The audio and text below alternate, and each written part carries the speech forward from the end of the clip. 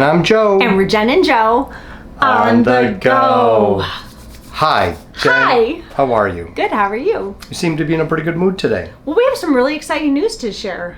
We do? We do. Oh, I thought you were happy because we got so many projects done around the house already this morning. Oh my gosh, we got so much done today. Yeah, actually, you had a list, and I was actually off of work today. So like, okay, let's get up, let's get moving, let's get things done. We were very productive this morning. So productive. And now I'm working on videos. So I'm in the middle of actually editing and publishing our July videos, our July Disney trip videos. We're actually on target. Yes. We're not behind anymore. No. And we're just getting started with that series of videos. However, we had to insert this video as a special news-breaking report. That I don't think anyone's reported on because it is so new. And it's Disney, it's kind of temporary, so we don't know if it's just done or they're going to bring it back after this experimentation that they just completed. But what are we talking about? What are we doing here? Okay, so Disney, Hollywood Studios at Disney World has implemented a testing for single rider line at Rise of the Resistance. Yes. It's been up for a couple weeks. Yes. Yesterday was the last day of testing, so it has to be approved by those in the executive world of Disney, whatever that means, the higher ups. But Timmy, our son who works at the Magic Kingdom, he was able to test it out, and he literally rode it 5 times back to back. So let's cut now to a special report from our inside source at Disney World. It is Tim J. Tim J. Take it away, Tim.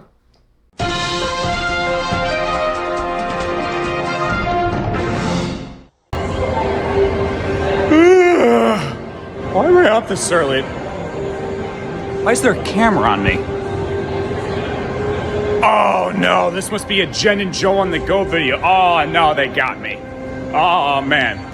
Well, I think I'm supposed to say that there's a new single rider line for Rise of Resistance that avoids all of this. Oh man, I've never been in one of their videos before. Oh man, this is nuts.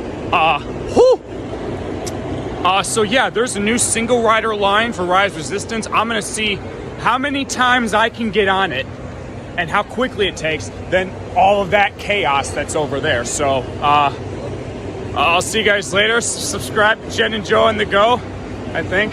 Ugh. All right, y'all, the information you wanted to hear.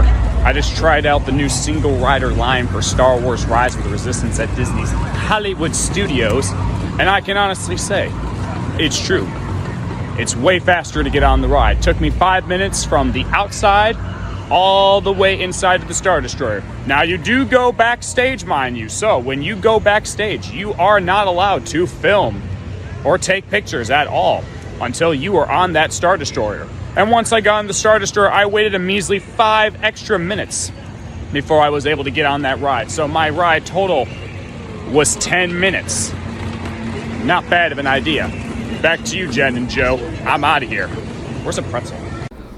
Oh my God, wasn't that an absolutely amazing story from Tim? Tim did such a great job. A super special report. It's so nice to have someone on the inside giving us this special information. Well, I mean, as charismatic as Timmy was in the video, he missed a bit. He didn't really show anything. He was talking about, doing this, but he didn't show the queue. He showed like a little bit of the regular queue, but he didn't show the single rider part of it.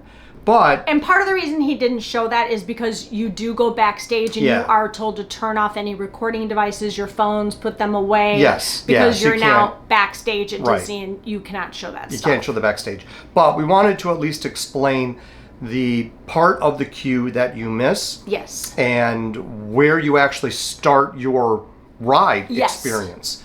So if you've never ridden it before, or if you've ridden it before, we're going to tell you a little bit about the queue and then where it finally starts the ride for the single riders. Yeah. So I mean, the queue itself, like Disney queues and Universal, everything is very immersive. You've got it decorated and designed, so you're walking through, and there are things that you can see and touch, and it's kind of cool. Up until you get to the one point where you are in the mission debrief room. Yes. Where you have BB-8, and then the video transmission comes in of Rey. Yes. And then Poe comes in as well on the video screen, and it's like, okay, we're all going to go outside of this room now. So you get that part. This is all parts that you miss. When you go into the single rider line, there is an area that goes off to the side, and you're avoiding the regular queue that going through. You're avoiding all of this mission debrief kind of part with Rey and BB-8. Right. Then you go outside and you're going to miss that. Yes. So after the debrief with Rey, you're going outside where you have the one TIE fighter or the X-Wing out there, and you're getting onto the transport ship with Commander Beck. And in that transport ship, you're going in. So this is, I think, there are a lot of really cool things about this ride, but this is the first part that gets you into the magic of it all, that gets you into how they designed it in a way that just was really cool. So to me, it's very disappointing that you missed this part. Yeah, so if you have never ridden Rise of the Resistance, we do not think you should do the single rider line. Yeah. You should get the whole immersive experience and do the whole queue. Yes. But if you've been there, done that, this is a great option to skip the line and just move to the actual ride part. So you go into the transport ship, you're in it, you go through the one door, and the doors close. Now you're in the ship and you're taken off, and the First Order attacks, and they get you in the tractor beam, and then you're pulled into the Star Destroyer. When you go through these doors, the same doors open up, and now you're actually in the Star Destroyer with all the stormtroopers lined up there. It's very intimidating the first time you walk into it. Very, very cool. So that part where you go onto the ship, and then you go through the same doors and now you're on the Star Destroyer, it seems so realistic, like you've actually been pulled into this Star Destroyer. Yeah. You miss all of that. On the single rider line, you're going backstage around everything else, and they let you out in the Star Destroyer. So your first part of your experience on the ride is in the Star Destroyer with all the stormtroopers. And then everybody meets up and you continue through to actually ride Rise of the Resistance. Right, because then from there you're going down and you're going to be questioned by Kylo Ren, and then the Resistance will come and save you, and you're going the actual ride module as you're trying to escape the Star Destroyer, and you're going through the rest of the ride. It's such a great ride. So it is an absolutely excellent ride. I have this goes way back, I have the full video of the ride. I'll put that in the description below, a link in the description below, so you can see the full ride. But anyway, so if you just want that part of it, where you start with the stormtroopers on the Star Destroyer, and you go through and you get basically the last half of the experience, which is, on the ride module, and you're going through and you see the big AT-AT, and you're on the Star Destroyer, and Kylo Ren is trying to attack you with the lightsaber and all that. So that part is all cool, but I still think, if you've never done it before, get the whole thing, do the whole thing. So Timmy did not get to Hollywood Studios until sometime between 9 and 9:30. He literally rode it 5 times. Yeah. He was in the front the first 3 times, and in the back the last 2 times. And I mean, 5 times in a matter of minutes. He just got on and off, on and off, on and off, on and off. I wish he would have showed lines, but that's okay. It's the first time he's reported for us in this special role of Jen and Joe reporter. Yeah, exactly. Well, So anyway, we wanted to share this with you because we really hope that Disney keeps it in place. I mean, it is a good option. I would do it.